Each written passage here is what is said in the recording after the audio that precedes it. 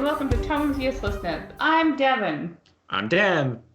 And today we're talking about all of the Oceans movies.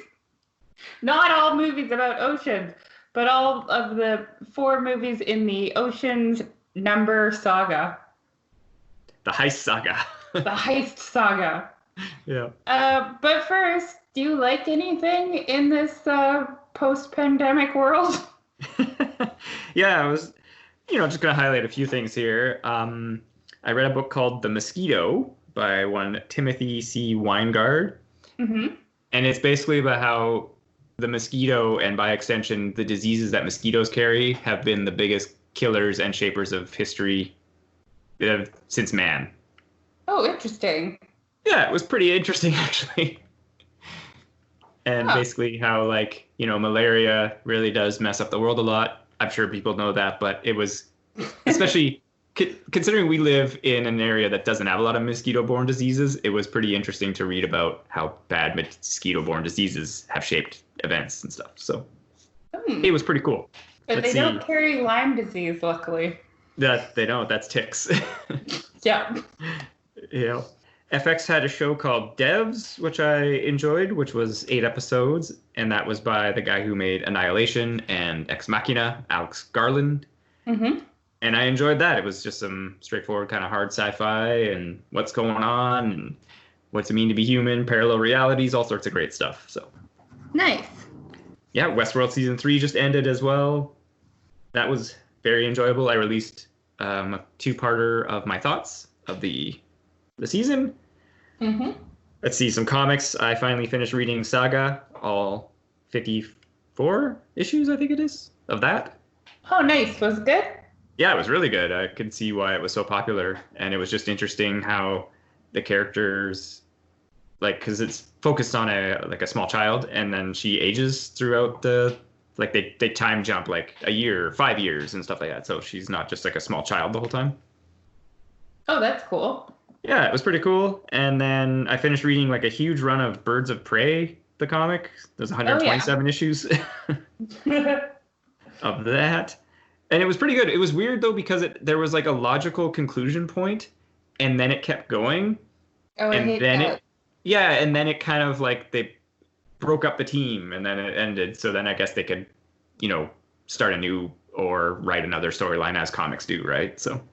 Yeah, that makes sense. Yeah, it was just kind of weird because it was there was the good conclusion, and I was like, yeah, and then it's kept on going. And then I finished Borderlands, the pre-sequel.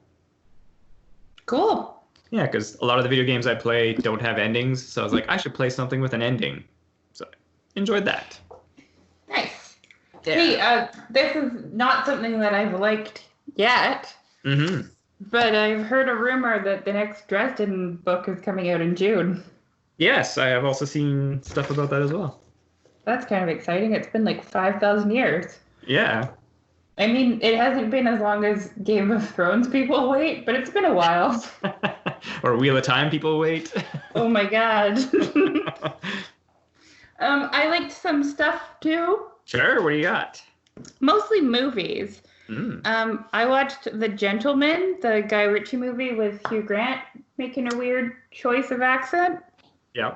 It took me 45 minutes to get into it, but then I started really enjoying it. Nice.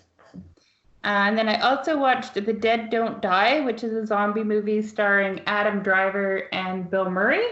Yes, yeah. And it was, I enjoyed it. It's not for everybody. Right. It's a really slow moving movie, and they do some weird fourth wall breaking choices that never really get resolved. They talk about the script and the soundtrack in it. Oh, weird. But overall, I found it enjoyable, and Tilda Swinton was really cool in it. But I know it's not for everybody, so I don't know if I would recommend it. Fair enough. You might like it. Maybe. You might think it was dumb. Who knows? And then I also watched Late Night, which was a movie on Prime, starring Emma Thompson and somebody else who also wrote and directed it. Nice. It's about a late night host who's Emma Thompson plays, and she's like the only female late night host, and she's kind of out of touch with what people want. And then this lady who starred, directed, and wrote it, that I should know her name, but I just can't remember. Oh, she was in Ocean's 8, too. Oh, yeah, nice. She was the jewelry maker. Oh, Mindy Kaling? Yes. Okay. Mindy Kaling? Kaling? I think it's just Kaling. Okay, anyway, she wrote, directed, and starred in it. Ah, okay, yeah. And yeah, it was pretty good. It was a fun, touching little movie. Nothing too exciting. I mean, like, nothing too groundbreaking, but enjoyable. Cool. And then I also watched season 1 of the anime Monthly Girls, which I highly recommend. It is a delight. What is the basis of this anime? So, high school. One of the older boys, I think he's supposed to be like 17 or 18, is secretly a manga writer by night. And this girl has a crush on him. And he thinks that she's figured out that he writes the manga and that she's a fan. So he offers to take her on as like his beta coloring in person, assistant. And she likes him, and he's oblivious. That's the season. That's it. But it's really cute, and it has some funny side characters. Like, I feel like that's not a huge secret that you're like, I write manga in Japan. Oh, it wasn't his secret. It's just that nobody believed him when he told them. Oh, okay. Yeah, so it's not a well-known thing, but he's not secretive about it either. Okay. Yeah. And obviously it's not a hugely popular manga then, because... No, it's really popular. Oh, okay. Yeah. But you think people would dig in a little more to who the author is then? No. Oh, okay. There's a lot of things in the anime where they're just like, don't worry about it. Fair enough. Yeah. All right. All right. So, let's talk about the ocean movies. Yeah. Do you want to start chronologically, numerically? I assume we just started 2001. What? I assume 2001, Ocean 11. Yeah, I think we should start with Ocean 8. No. That's the last one. I know. It's more confusing than the Star Wars movies. How do they go? Yeah. Okay, let's start with Ocean's 11. We got directed by Steven Soderbergh, written by George Johnson and Jack Russell. Budget of $85 million, and this did pretty well. Worldwide box, $450.7 million. Oh, nice. Yeah. Do you want me to rifle up the cast here? Yeah, I feel like the movie really depends on its cast having good chemistry, which it does. Absolutely, yeah. So the whole cast here, we got George Clooney, Brad Pitt, Bernie Mac, Elliot Gould, Casey Affleck, Scott Caan, Shabu Quinn, sorry, I probably pronounced his name wrong, Carl Reiner, Eddie Jameson, Matt Damon, Don Cheadle, and then to round it out, you got Andy Garcia and Julia Roberts, but the others are the 11. Do you want me to summarize the plot? I don't know if we really need to. It's a heist thing. Here's what happened. 2001. George Clooney gets out of jail. He wants to rob every casino ever on fight night because his girlfriend is Julia Roberts. Puts together a team, and they do it. Yeah. So what are your thoughts on Ocean's 11? Well, I think, like you said, this was the first time that like so many of these people were seen in like kind of the same movie, and the chemistry was ridiculously good. Oh yeah, the chemistry between George Clooney and Brad Pitt is great. Yeah. And Matt Damon is like the nerdy young enthusiastic outsider is also great. Yeah, like the apprentice who's not involved in the big jobs. He's just doing his own thing. Yeah. Totally. Yeah. Like everybody in that is great. But those three are the standouts for me. Yeah, well, and the two playing the brothers, of course, they have they're it's very hilarious. much a brother relationship. And I think this movie, like, it's super cliche, and I'm sure it was done before that and it's been done afterwards, but their gathering the crew section of the movie is very entertaining. Oh, totally. Because like it can be done poorly and it's just boring, or it's just like but this one, it's like it's here's a Or it could be scenario and here's people. repetitive, like in Suicide Squad, where they tell us like 7 times. Yeah. Well, or have disconnected kind of stuff, but this one, yeah, like you said, it's just, or like I was saying, it's just very, very well done, very like well paced, and you get to learn a little bit about the guy, or they're just like, oh, here's Basher and he's breaking into a bank, and you're like, oh, like it's exciting. I love that scene where he's getting arrested, and then is it Brad Pitt? Yeah. Yeah, Brad Pitt kind of acts like he's higher up on the chain. Yeah, he's just like ATF guy. Yeah. So good. Yeah, so just like stuff like that, where it made the movie, it made it quite exciting, and still had enough time to then execute it like a well-made heist kind of thing. Yeah, I also really appreciate the editing style, like the way that they transition between shots, or when you're seeing multiple things at the same time. Mm-hmm. It gives it a really stylized, Vegas-y feel. Yeah. And one thing I really like about this one, they don't really touch it on it too much in the next one, but they do in Ocean's 13 as well, is that like a lot of times in heist movies like this, like they're just, they get stuff or they're doing stuff, but they actually do talk about like the budget and the money involved to actually pull it off. Oh, yeah. Which I did like that, because like they have to go buy vans, and it's like, oh, these are good vans, going to cost 18 grand a piece, and then they manage to intimidate the guy down to like 16 grand a piece, and it's like they still have to buy 16 grand in vans, right?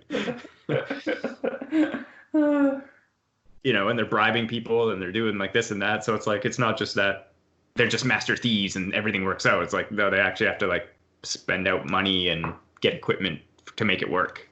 Yeah, there's some realism. Yes, ish. Well, yeah, I mean, yeah.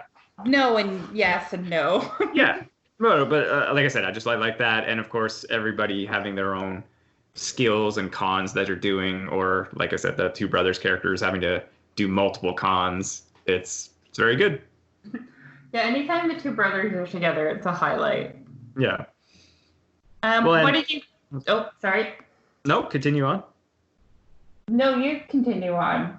Oh, okay. Well, I would say a couple standout things as well, like Matt Damon when he does the pickpocketing in the subway.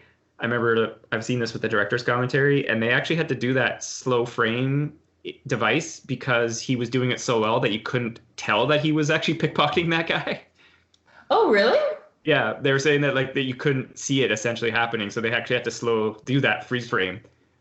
So Matt Damon learned how to pickpocket, or was it a double? Oh, no, it was him, but I assumed like the guy's wallet was like, sticking out of the jacket practically, so it could make it easy. But like it was just he was doing it very quickly, as it were. Nice.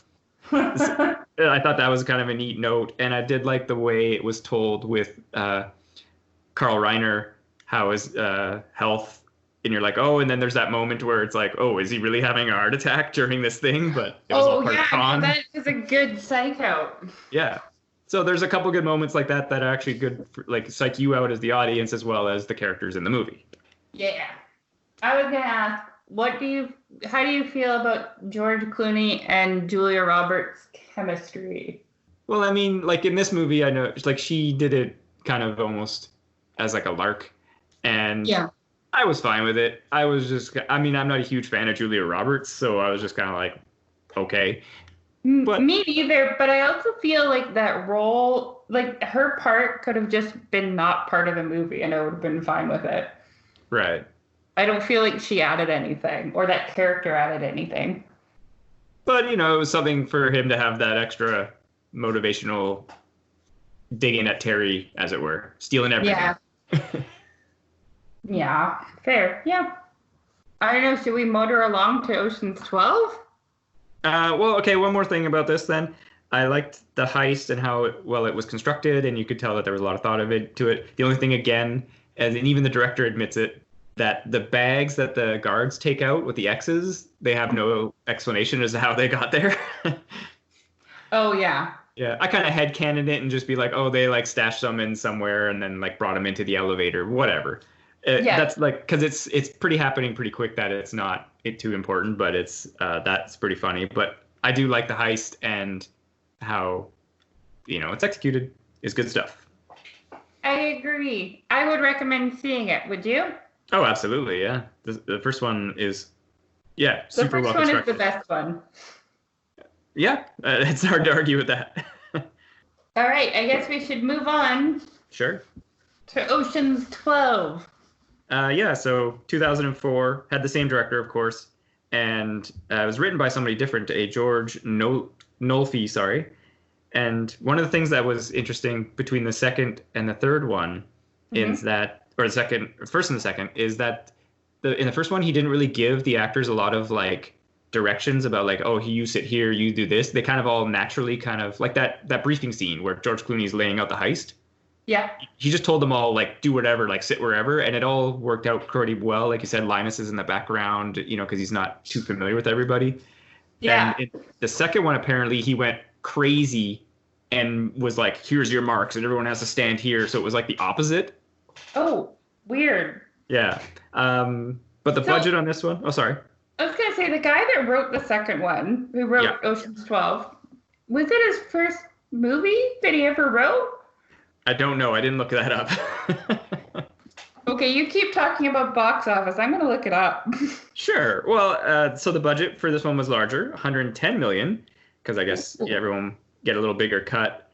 And the worldwide box office on this one was 362.7, so less money. And they did bring in Catherine Zeta-Jones and Vincent Cassel into this movie. Is that the Night Fox? Yes. Or what's his name? Murder Fox? No, yeah, the Night Fox. The Night Fox. Yeah. So what did you think of it?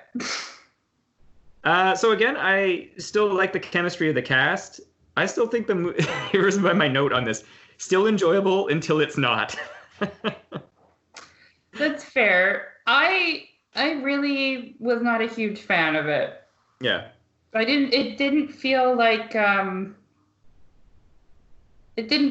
Ocean's 11. I don't know if that's fair for me to say. Like fair critique. Yeah, well, and like one of the things like in the Ocean's 11 and 13 and 8 is that we get to see a lot of the heist with the characters. This one, all the heists are told in flashback. And so it's like, that's not fun, right? Yeah. Yeah, like I said, I like the addition of Catherine Zeta-Jones. I like her character's plot line. And it's like, oh, okay, her dad was a thief and blah, blah, blah. She had a relationship with Brad Pitt. Cool. And like I said, the chemistry is all really good. And then it's just when they do that first attempt, essentially, and they all get arrested. Well, not all of them, but a bunch of them get arrested. Mm-hmm. And then it's like, okay, Linus and the driver and Basher, they're like, okay, we got to try. And so it's like they, at the time, because Brad Pitt and Clooney mentioned it, they're like, okay, we all get arrested. And it's like, okay. But then you don't know if they all know they have to get arrested, like everybody is, or is it just Pitt and Clooney were working a different angle? But then they bring in the whole Julia Roberts angle thing. Not cool. Where Julia Roberts' character pretends that she's Julia Roberts. Yeah. I don't know why you would make that a plot point. Yeah. Like something in passing, maybe, but like that's a major plot point in this movie. It'd be like if they did Ocean's 14 and the premise was that they all looked like famous actors. Like, oh, I look like George Clooney. I'm going to break into Nespresso and steal a Nespresso machine. Aha! Get me some coffee. and I look like Brad Pitt. I'm going to pay alimony. I don't know. Yeah. Even at the time, I was not a fan of that. And, like, it's like, okay, you want to bring her into the movie or into the heist, but then use her in a creative way. Don't make her Julia Roberts. Like, yeah, she was a museum or an art curator. Yeah. Get them into the fucking art gallery based on that. Yeah, that's good. That's a great point. Ugh. Yeah, so I didn't like that. Of course, I'm sure like many people, that's not anything new here. I also wasn't a fan of it being revealed that Catherine Zeta-Jones' dad is the greatest thief of all time. Lamarck? Yeah. I didn't mind that. It wasn't as bad as the Julia Roberts thing, but I did think it was kind of stupid and dumb. I don't know. It was kind of because they hint at it a few times that her dad was a thief. Her dad was the best, and she knows all this stuff about these high-end kind of thief world, like the Night Fox and stuff like that. So I was okay with it. All right. I thought it was dumb. Yeah, fair enough. That's okay, though. We're allowed to have different opinions. Yeah. Sometimes. Well, and having the Night Fox's heist shown in a flashback makes sense because they're confronting him at the end, and he's like, "Hey, look how good I am, cool." But then, yeah, like their heist being done just for show, it's some movies can lie to you the whole way, but it just wasn't fun in this movie for that. No, it wasn't fun. I agree. Also, in a weird, the scene after they get arrested and they get sprung out, where there's that kind of, oh, did Linus rat on them kind of moment. And they're all leaving. And it's Linus's mom. Yeah, and they're all leaving the station, and it does like snap zoom ins on every single person leaving. Yeah. Yeah, like I would, the first couple, it's like, oh, okay, but it does like 11 of them essentially, and it's just, that's the worst, right? Like, is it just me? Yeah, this movie didn't have the same stylistic feel as the first one, for sure. Yeah, which is odd considering, of course, it's directed by the same person. It was just, I don't know. Like, I remember back in 2004, my parents went to go see it, and their review was, it seemed like the actors wanted to go to Europe on vacation. Ah, vacation shoot. Yeah. Yeah, it's just, like I said, it's kind of too bad.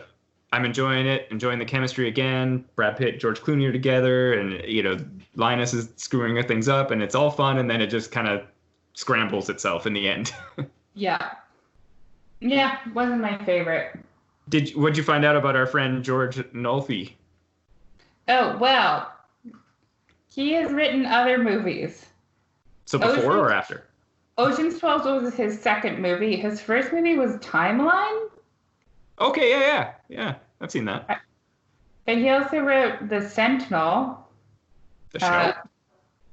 No, I don't know. Okay. The Bourne Ultimatum. Really? Adjustment Bureau. Okay, yeah. Several episodes from the show Allegiance. Spectral, and The Banker, which apparently is coming out in 2020. Oh, interesting. But he's also directed. Oh, wow.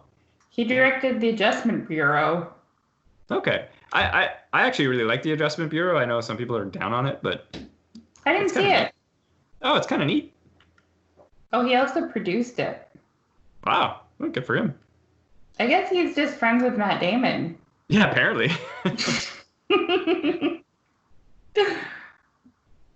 Yeah, I don't know. I don't think Ocean's 12 was well written.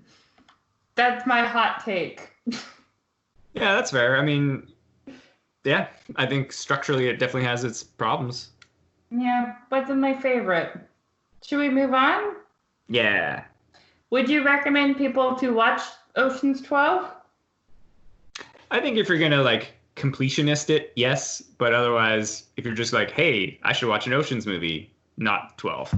Not 12. Do you think people need to watch it to understand what's going on in 13? Because I don't. I think you can just skip it. Yeah, I don't think so either. I think, it's kind of like you could just understand more of the camaraderie that the crew has gone through, but yeah, that's about it really that you get out of it. All right. Moving on. Yeah, so 2007, Ocean's 13, of course, directed again by Soderbergh. This one has some different writers, a Brian Koppelman and David Levin.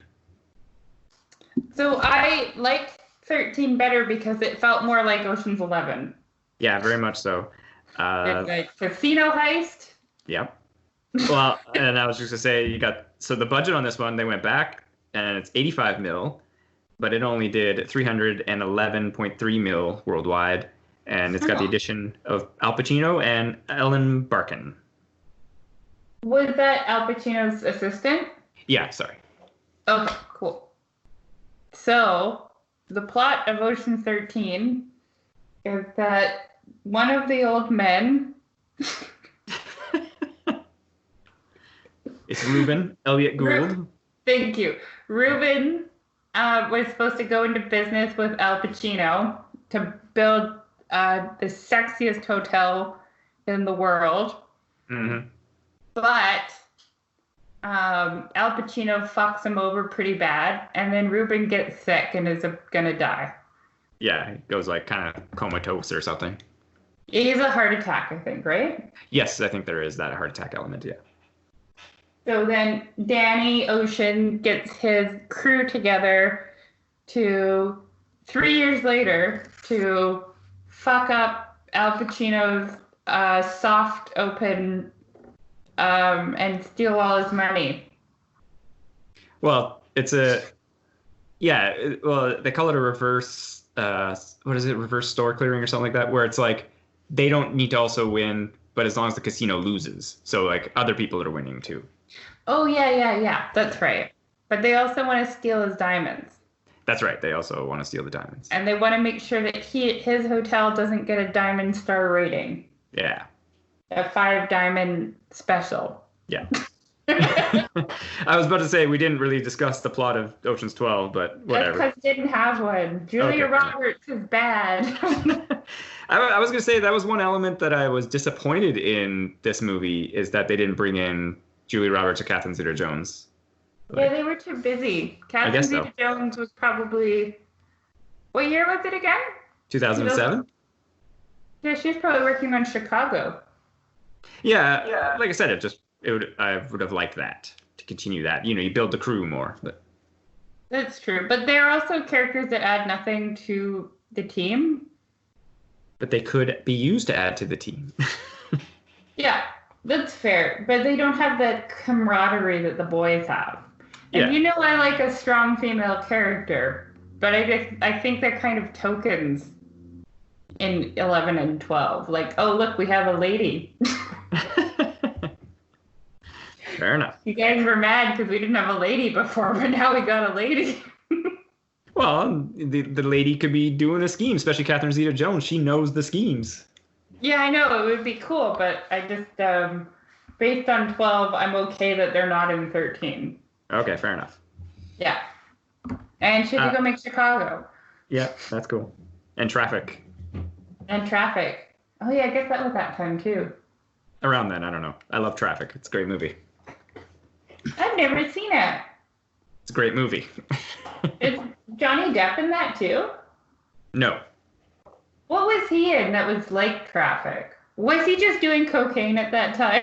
Yeah, no, he was in I think was it called Blow or Pure? Something like that. Oh, okay. Yeah. So, yeah, but he did do a cocaine movie. Okay. He just did cocaine. Yeah. But back to this. Allegedly. Don't sue us, Johnny Depp, who is clearly our #1 fan. Yeah. Okay, back to Ocean's whatever. 13. Yeah. So like you were saying, I do like this one as well in that we get to go along with the characters through the heist and the scheme, which we didn't get to do in 12. Yeah, because they were mean. Yeah, and it's an interesting idea. Like I was saying, how they're just like, okay. Whoa. Google, no one asked you. Google, explain the plot. No, so the main kind of thing is that because Banks, Al Pacino's character, has tried to make this like the uberest, sexiest hotel, he's had to bring on more people on the board that don't necessarily like him, and he's had to leverage himself so much that his casino has to make so much money. So they're like, if people lose a ton of, or if the casino loses a ton of money on the opening day, it essentially he'll lose everything. I like Right. it. Yeah, it's a good scheme. Yeah, so they're rigging blackjack and slots and craps and roulette and everything like that. The only element of this movie I didn't like was the sophisticated Greco security system. Oh yeah, that was stupid. Yeah. It's all like, it's going to use an AI, blah, blah, blah. And I'm like, no, just no. AI don't work that way. Yeah, exactly. Listen, unless you have a bunch of sexy robot girls patrolling the floor, I don't care. Sir, come with me. Oh, no. Oh, no, sexy robot girl, I swear I wasn't cheating. Yeah. But so they have all these schemes. And again, like I was saying in this one, and you were saying, because it's 3 years later, is like, this is a huge long con that they're infiltrating all these things. Like they go to Mexico where the dice are made, and they get jobs in the casino and stuff like that, so they're able to affect all these systems. So I like that element of this one. They unionize the dice factory. I think that's probably my favorite scene. So good. Is them unionizing and then fighting to get into the factory, and then when they're like, oh man, they're gonna have to write them a check for like 36 grand, and they're like doing the math, and then he's like, okay, that's like 2.5 mil or whatever, and they're like, no, just 36 grand. Yeah, I think that's one of my favorite scenes ever. So good. Yeah. And then they have to bring they don't have to, but they're running out of money, and so they bring in Terry Benedict, aka Andy Garcia. Bad guy from Ocean's 11. Yeah, to help fund the operation, because they have to use the drill that did the channel because they want to fake an earthquake. Right. And then they also use him to kind of like bait Al Pacino into hiring Bernie Mac. Yeah. Yeah. Get his domino game into the casino. Yeah. So yeah, like I said, I like all these different long cons that they're doing, and we get to see some different roles that people are playing, and etc. And the Night Fox makes an appearance at the end. Yeah, that was, and you see him a couple times throughout he's sprinkled in there, so you're like, oh, he's back for revenge. Yeah. And then they outfox the fox. Heyo. Was that in Ocean's 11 or Ocean's 13 where they have the remote control van that explodes? That's in 11. Oh, that was a good scene. Yeah. It's all a blur. Yeah, because they lead the guards away with the van. Yeah. Right. Yeah, no, I liked Ocean's 13. And they brought back some of the style that 11 had. Yeah. Which is nice. Yeah. I think the only scene that kind of gets to me is the one where Basher pretends to be that stuntman to try to distract Al Pacino for a little bit there. I don't know, that one just, it kind of goes on too long. I agree. Yeah. But I mean, other than that, it's a pretty fun, watchable movie. Yeah. Not as good as 11's, but better than 12. I totally agree with that assessment. Excellent. Would you recommend watching it? Absolutely. I would recommend all these movies that we're talking about. Even 12? Well, like I said, it's like the lower recommendations. If you're a completionist, go for it. If you're just looking to watch something for a fun time, don't go with it. Fair enough. Should we move on to 8? Sure. All right. And Ocean's 8, starring... Yeah, so 2018, so this is pretty recently, of course. So we got Sandra Bullock, Cate Blanchett, Anne Hathaway, Helena Bonham Carter, Mindy Kaling, Rihanna, Awkwafina, Sarah Paulson, and Richard Armitage plays the dude. But everyone else is the 8. What did you think of it? So I didn't see this in theater, and I just watched it on Netflix, of course. And I enjoyed it more than I thought. And I did a second watch of it as well. And I still really enjoyed it. So I did enjoy it. So I went and saw it in theaters by myself. Mm-hmm. And I don't know if it was the advertising campaign or if it was like the expectation that it would be as good as Ocean's 11, but I really didn't enjoy it. Really? But then when I rewatched it for the podcast, I actually liked it a lot more. Yeah, and like I said, for myself, I was kind of just not interested, and Yeah. But I thought it did good, and yeah, did the kind of the series not justice, but it kind of lived up to what we've kind of expected from the Ocean's movies in a sense. Yeah, they kept the style consistent, and I don't know why, but Sandra Bullock really bothered me the first time. Right. But I enjoyed her much more the second time. Fair enough. Just quickly as well. So this one had a $70 million budget, so they went pretty low key on this one, considering like it's a decade later and they spent less money than those previous movies. And it didn't do so well. Worldwide box office of 297.7. Oh, so we probably won't see an Ocean's 9. Yeah, which again, after watching it, I was like, I would watch a sequel to this. You're like, I like Lady Heist, the movie. Yeah. I think for me, my only Sandra Bullock like down on moment was when well, maybe I can get to it later. No, you can say it now. It's okay. Okay. Well, when they're prepping before the heist, she does she gives her like a little speech, and I was kind of like, is that the message you want to send? Yeah, I know, right? Yeah, I was like, that's kind of weird. But maybe you should explain the plot briefly. Sorry. So Sandra Bullock starts getting out of jail, just like Danny Ocean's in Ocean's 11. She's Danny's sister, but I don't remember her name. Debbie Ocean. Debbie. I assume Deborah, but Debbie is what everyone calls her. Okay. She gets out. She has a heist plan. She puts together a team so that they can steal a super expensive Cartier necklace at the Met Gala. They get together. They do it. The end. It's pretty straightforward, but there's some good chemistry in it. Yeah. Standout actresses for you. I thought Helena Bonham Carter was great. Oh yeah, she was great. Yeah. Yeah. I really liked Cate Blanchett. I thought she did a really good job of being the cool one. Yeah, I don't know.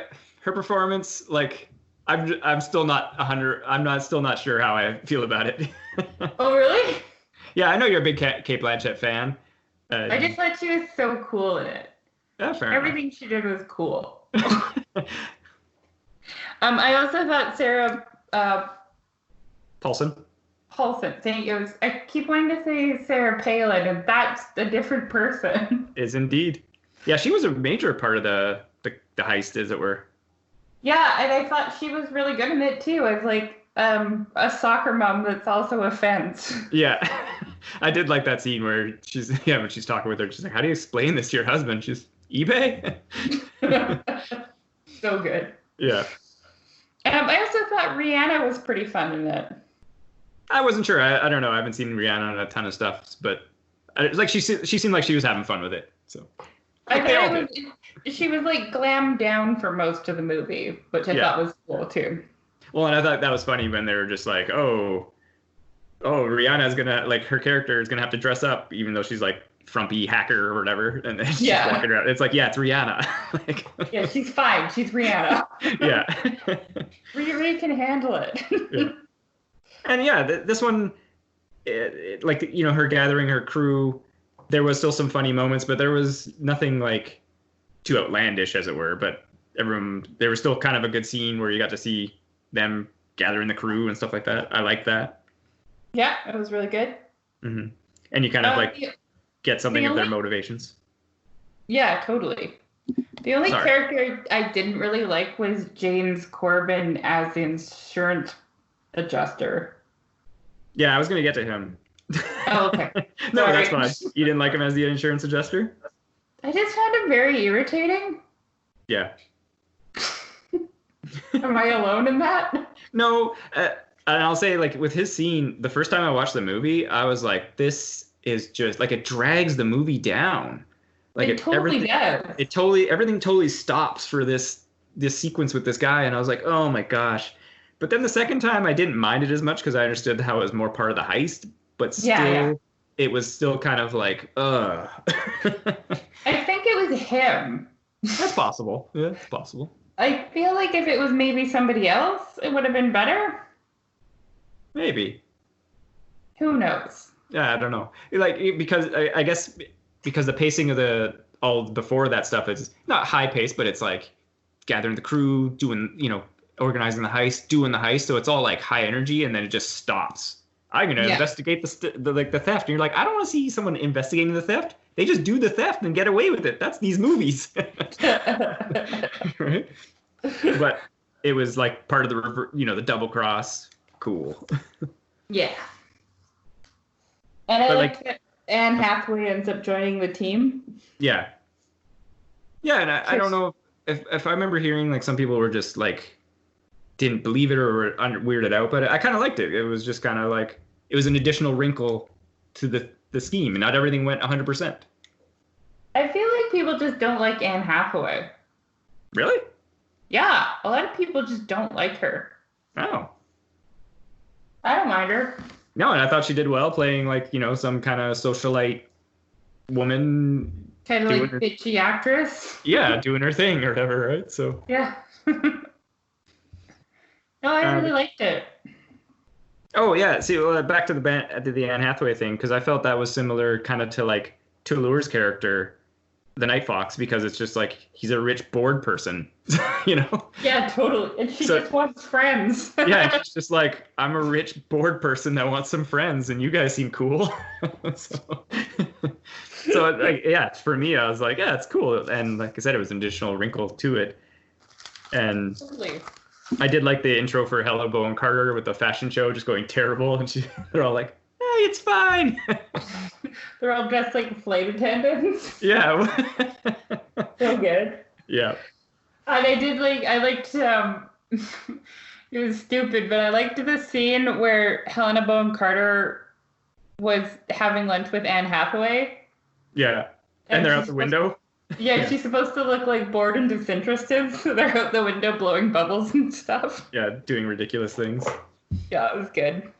Yeah, so the main heist, I guess, and the other ones it's been cash, and except for the Fabergé egg and 12. But this one, they're going to steal the diamond necklace, like Devin said, and they get Aquafina to pickpocket it off of Anne Hathaway's neck, which I liked when they made her throw up in the washroom.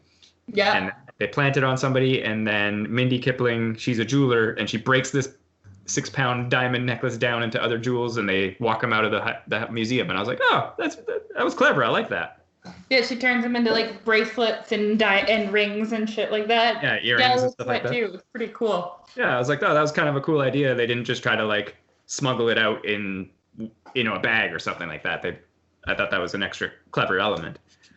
Yeah, totally. Although the 3D printed replica, I was like, obviously that's stupid. I mean, but it's like sci-fi-ish, and like we can't do that now. Fine. I know, because we have 2 3D printers now. What? You can't 3D print a replica? I was like, Tony, print me a diamond, and he's like, I can make it like neon yellow or black. Well, and like I said, that's like in all these movies, there's some kind of sci-fi-ish type element. That's fine. Yeah. But then you get the twist reveal after they frame her ex-boyfriend, and that they stole the crown jewels. I like that. Yeah, because they were on display for the Met Gala. Yeah. So they replaced them all with fakes. With 3D replicas. Yeah. So it was kind of cool. It's a good twist. Yeah. And we got a cameo from the acrobat. Yeah, from Yen. Yeah. But again, just the way they edited, or everyone can just get wherever they need, like, because some people tried to get in there while they were doing the heist, and Sandra Bullock was distracting them, and it's like, what, she was just able to distract them for minutes or like seconds, or Yeah, totally. But it's like, that's fine. You gotta have some suspension of disbelief. Sure, exactly. That's what I was saying. Like with the 3D printed replica, it's fine. Yeah. So yeah, I was pleasantly surprised by this movie and enjoyed it more than I thought I was going to. Yeah, I enjoyed it more the second time for sure. I think I was in a bad mood when I saw it the first time. It's possible. It affects it. Absolutely. Oh, Aquafina was good in it too, as a pickpocket. Yeah. I like the scene where it's so random, but she's talking to Sandra Bullock and she's like, I need a Metro card. Yeah. So skateboarding. Yeah. I love it. It's good. So would you recommend Ocean's 8? Yeah, like I said, I definitely enjoyed it more than I thought, and I do recommend it. Yeah, I think I would too. But now I have another question for you. Sure. As a saga with like a name, but not necessarily like a chronological timeline or story, do you think it works altogether?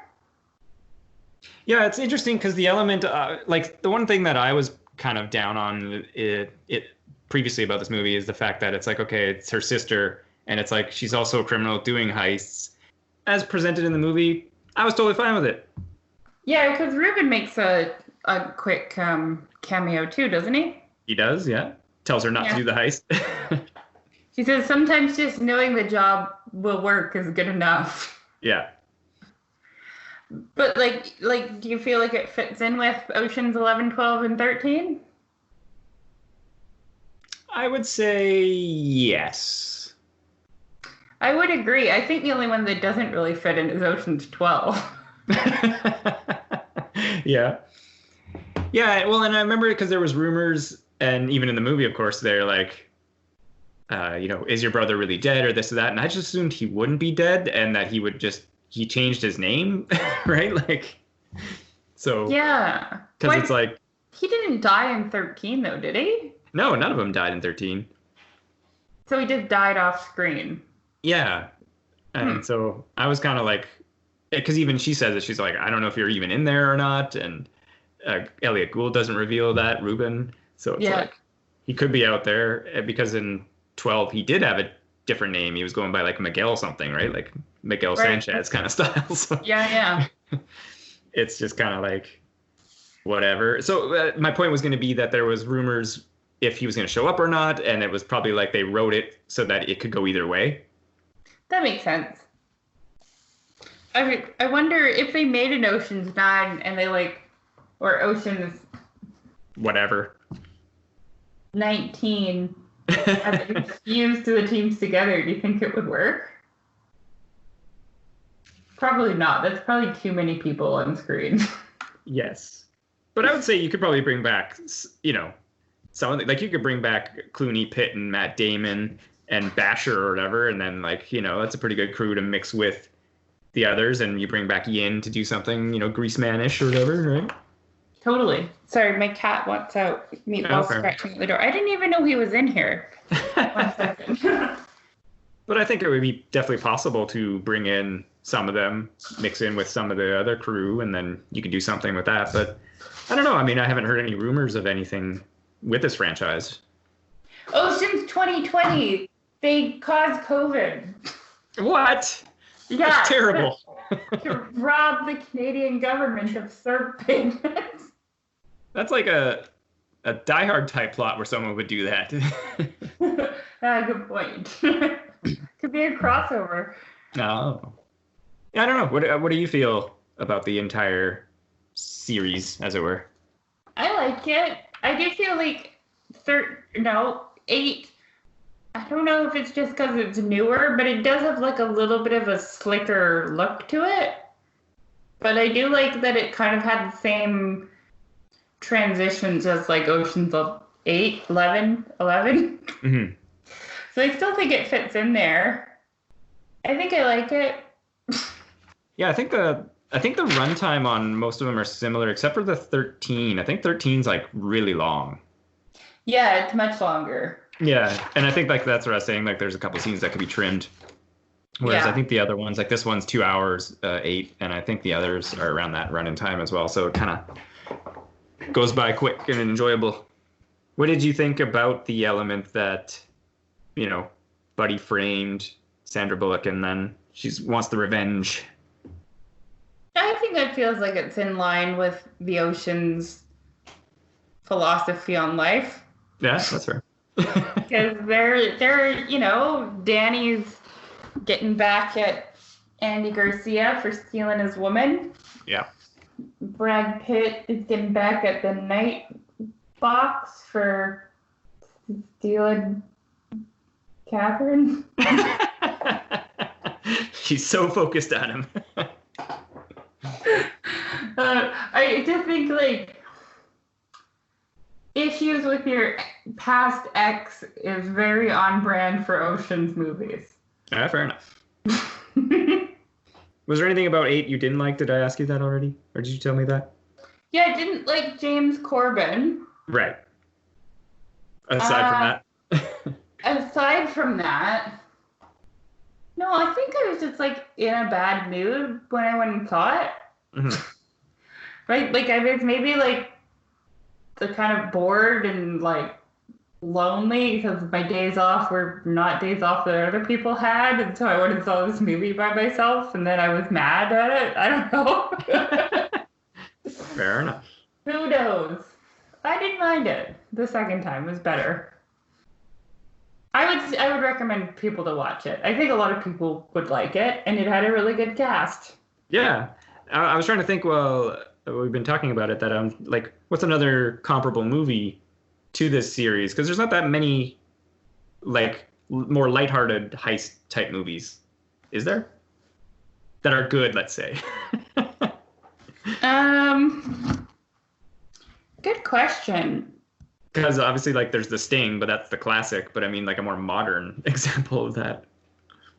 I feel like you're more of a heist movie fan than I am. Yes, I mean, am I? Yeah, I'm not. I'm kind of like. I mean,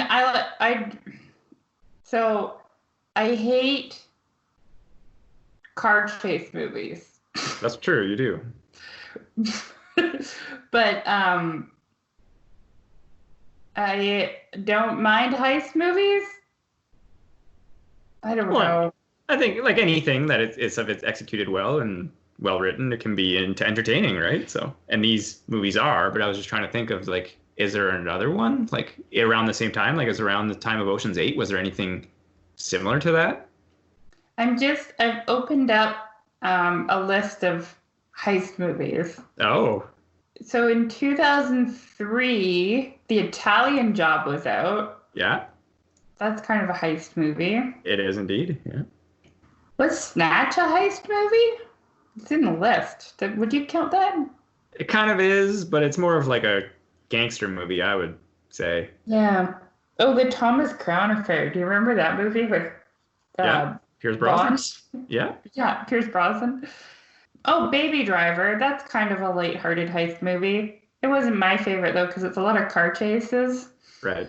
I actually haven't seen that yet. The soundtrack's good. It takes a weird, like, it's kind of good for, like, half-hour chunks, and then it takes a weird turn, and I didn't love it, but everyone else did. Yeah, I've heard some mixed reviews, so I just haven't put it near the top of my viewing list, as it were. The Fast Five was a heist movie. Was that the Fast and Furious 5? That would be that. A Fish Called Wanda? That's not more recent. I know, it's from the 80s. Yeah. Going in Style came out in 2017. I've never heard of that. Me neither. Inception was kind of a heist movie. Sure. Inside Man was a terrible movie. Yeah, I remember you enjoying that immensely. What was Lucky Logan? Did you see that? Oh, I really wanted to see that. That's the one with Adam Driver, right? And it's like Daniel Craig, Adam Driver, and it's about like drivers or NASCAR or something like that. Yeah. Oh, cool. Apparently that's a heist movie. Yeah, I really wanted to see it, and it was like one of those things that was it was in theaters for like 2 weeks and then gone, and I was like, no, That's all that's in the list. Okay, fair enough. So yeah, well, there's other ones, but they're old. Yeah, like I was trying to get at is like there's not that many of these kinds of movies that are worth your time, as it were. Yeah, no, I think that the Ocean's movies are good. That's it. Yeah, I mean, well, there was one thing actually. I have pandemic brain. I can't think anymore. Yeah, there was one thing. It's not a huge deal, but do you know? Circling back, sorry, to Ocean's 8, the scene when they're kind of scoping out the thing, and then there's that Banksy replacement of the painting. Yeah. Or sorry, the Banksy edition of the painting. I just assumed that was them, right? That's what I assumed too. Okay, yeah, like Cassandra Bullock's walking around with like the big painting thing, and I was like, they added that on purpose to make them make changes to security, right? Like it was not that's just me. Okay. Oh yeah, no, totally. Okay. Hey, do you remember in the 90s when Tom Green did that? No, he did that? He added a painting to the like Ontario Art Gallery, and then 2 weeks later he tried to take it back and they had him kicked out. Nice. Yeah. Classic Tom Green. Classic indeed. That was a different time. Yeah. Pre-Jackass. He was pre-Jackass. Yeah, I mean, for all you Gen Zers listening to us, you should Google Tom Green because it's really weird. It's experimental before Eric and Andre and all them, yeah. Yeah. In the 90s. Yeah. Wasn't he like a pro skater too? Probably. I think he was. It wouldn't shock me. He's also a really good rapper. Yeah. Yep. And he was married to Drew Barrymore for 10 minutes. Yes, he was. Until their house burnt down. When he had cancer and he lost one of... Don't you remember that? No, I don't remember why they broke up. Oh, you know what? That's not why... They were engaged at that point, I think. Oh, okay. But he had cancer and he was living with her and his parents were also staying with her and they were engaged and then her house burnt down. Interesting. Yeah. Not related to what we're talking about. Tom Green factoids. Yeah. Let's just talk about Tom Green. Oh my God, Dan, we should do an episode on Tom Green. No. That's fair. No Freddy Got Fingered episode? Nah, I think RLM did a good job on that. That's right. Go watch that one instead. After you listen to all of our stuff. Should we wrap up? I think so, and I don't really have anything more to say that's to praise or detract from any of these movies anymore, really. Oh, now that they've done 4 movies, they have to do the origin story in space, right? The space heist. Ocean's Year Zero. Yeah. In space. You can find us on social media. We're at Tome of Uselessness. We have a website, tomeofuselessness.com. We have an email, tomeofuselessness@gmail.com. Rate and review us on iTunes. Listen to us on everything 5 times. Thank you very much for your participation in our chat about movies. Thanks for listening, and you can send us questions, comments, and what have you at the email. Yeah, tell us what to watch next. Bye. Have a good one.